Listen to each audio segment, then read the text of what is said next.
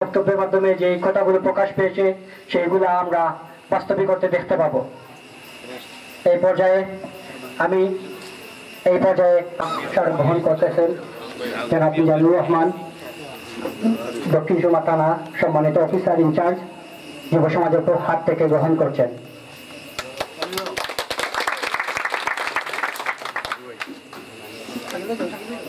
এই পর্যায়ে উপদেষ্টা মন্ডলীর সকল সদস্যের হাত থেকে সম্মাননা স্মারক গ্রহণ করবেন আজকের এই অনুষ্ঠানের সম্মানিত প্রধান অতিথি জনাব শাহরিয়ার আলম।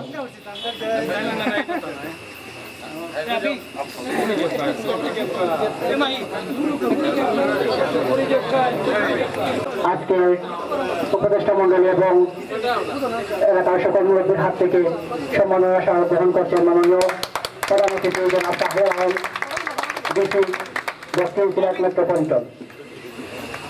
অসংখ্য ধন্যবাদ আপনাদেরকে। আমাদের মোমিনখোলা গ্রামে এসে ওনাদের মূল্যবান সময় নষ্ট করে আমাদের সাথে মোমিনখোলা গ্রামের সাথে এসেছেন অনুষ্ঠানে, তার জন্য মোমিনখোলা গ্রামের পক্ষ থেকে আন্তরিক অভিনন্দন জানাই। আমরা সত্যিকার অর্থে মোমিনখোলা একটি আদর্শ গ্রাম। এই গ্রামে অনেক ডাক্তার ইঞ্জিনিয়ার লোক ছিল, তখন মোমিনখোলার অনেক সুনামা ছিল।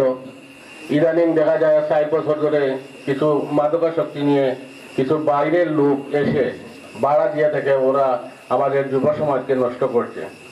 যুব সমাজ যখন দেখা পরে আমাদেরকে অভিহিত করলো, করার পরে আমরা কমিটি করে দিলাম। সাথে সাথে ২-৩ দিন পরেও আমরা হাতে নাতে কয়েকজনকে ধরে প্রথমবার আমরা ওনাদেরকে রিমান্ডার দিয়ে ছেড়ে দিয়েছি, কিন্তু পরের বার বলছি যদি এরকম ধরা হয় তাহলে আমরা আইনে সোপর্দ করব।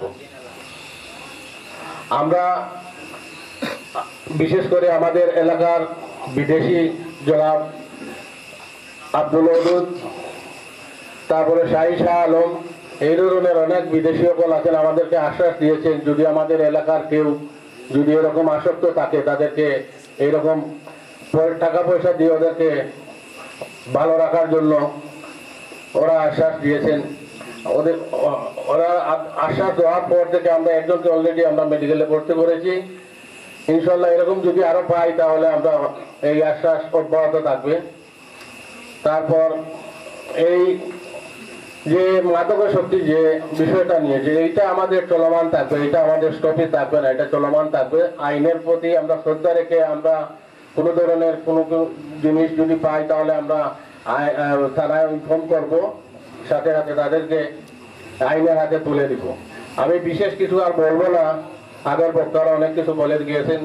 ইনশাআল্লাহ আপনাদের সবার সুস্বাস্থ্য কামনা করে আমার বক্তব্য এখানে শেষ করতে চাই। ধন্যবাদ।